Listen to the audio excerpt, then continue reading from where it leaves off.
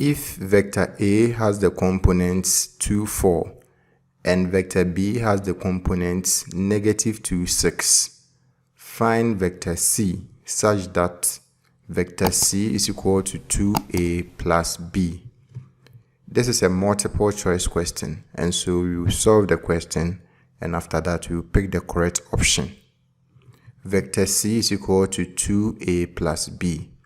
We have the components of vector A and vector B, so we can substitute them into this equation to get the components of vector C. The components of vector A are 2, 4, and the components of vector B are -2, 6.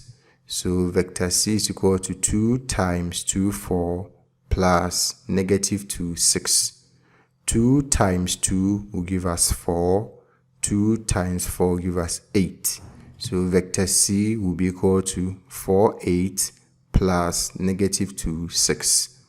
4 plus -2 will give us 2, and 8 plus 6 will give us 14. So the components of vector C are 2, 14. When we look through the options, we can see that the correct option is C.